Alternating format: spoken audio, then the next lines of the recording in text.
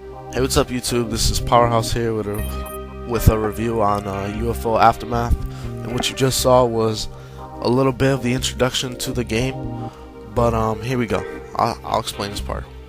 In this game, it's basically an indirect sequel to XCOM, or they have to say like, yeah, basically like a sequel to it, a spiritual successor. And this is the research and development team screen. On one side, you just research the technologies. So you'll research like how to make how to make the weapons.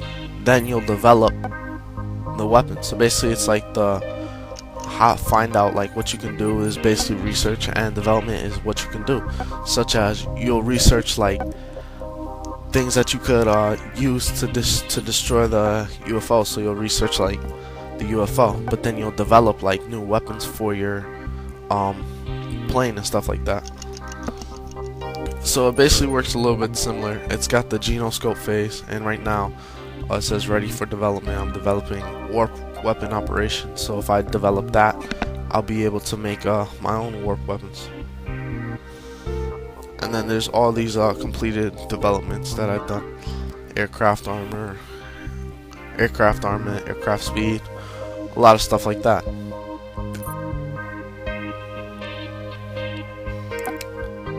And this is called genoscope, genophase, whatever you want to call it. And here's the squad selection screen, where you could unequip and unequip weapons, armor to your guys. And I'll show you how you do it. Right now I'm just moving dudes around, and I have a few of my dudes injured, so I'm gonna have to use other people to fill in their positions. So right now I'm just scrolling through, trying to find who I could use for this. And for the recruitment, it's automatic, meaning that you can't recruit people. You just have to wait for a new person to come in. It's really not a specific time you have to wait. It's just really random. And this is the equipment screen. Most of these weapons you can't produce, but there's a wide of it. Like there's P90s, AKs, FALs. There's just mad weapons, and there's also a lot of weapons that you can make yourself and that you can find. But mostly you can't make all these weapons I got, like these sniper rifles, all these guns right here. Most of them I can't make, but there are like a few that you start out that you have unlimited supply, such as you start out with one of the pistols with unlimited supply. I think it's the HK unlimited supply. You get a shotgun. That's you could get as maximum the light helmet, the light armor. And see, I'm equipping this person, and you could also train them, which if you train them, that'll increase their skills. But before I do that, I did that, so I'm gonna just give him another weapon and check these weapons out. And this is an alien rocket launcher here. It's got like 4 different types of ammo, which I can't just use it if I just pick it up as in regular XCOM games. You're gonna first have to research it, and then once you research it, you're gonna be able to use it. So this is the map here. You can't really go into any of your bases. You just have 3 types of bases. You have military, research, and engineering base.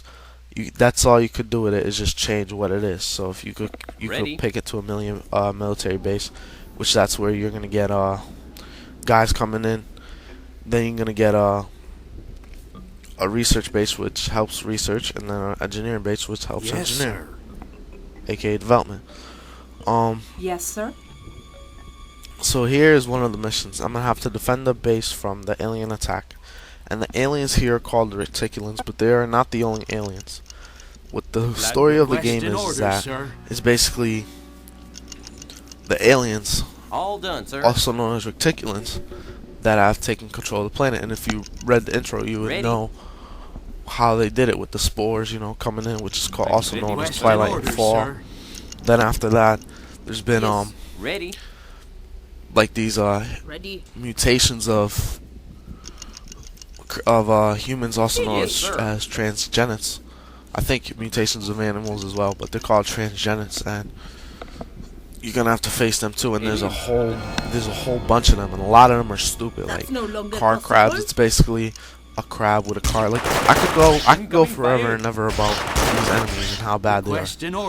But Yes, sir. like a lot of them have retarded designs. Like they're called weird names and they have retarded designs. Like it's just there's just a lot of enemies that you have to face. A lot of transgenics, and there's also a lot of weapons too. But before we get into that, actually I'm not gonna get into that. What I'm gonna get into is basically the tactical gameplay. In order, sir. This is basically the gameplay here. You just go, you tell them what to do, but it all works at one time. So you'll tell, oh, go do this, and they all do it simultaneously instead of doing time units, which is a little different than from X. They don't get used to it, and as you see, I'm just hitting speed, and then I pause the game so I can have enough time to run away from the rocket. In which he did not hit any of my guys, so that's pretty good. And you just right click to tell them where you want to go. Now this game was made in 2003, so the graphics are not that good even for the time. I remember I say Empire Earth that was made 2 years ago in 2020. Good to go. But yeah, the graphics could have been way better for the time. I mean, I'll compare this to Silent Storm, which was just made a year later. It looks way more detailed compared to this. So the graphics aren't too good, but I guess they're simple. It's not really anything crazy. My mission objective is to kill about 6 reticulans, I believe. And I have all these weapons at my disposal. You see, he has people have FAL, some of them have just regular sniper rifles, some of them have M4s, and some people have laser weapons. I basically just mix it up. They said the good strategy is to use sniper rifles and stuff like that, but Alien spotted. I don't really know. That's no longer possible. Now into the gameplay. The difficulty of this game is just a trope. It is just horrible. When you first play this game, it is so hard because you start with like 2 guys. You start with like 1 or 2 guys the most, and that's basically what you have to roll with for a while. You're not gonna have a decent team yet.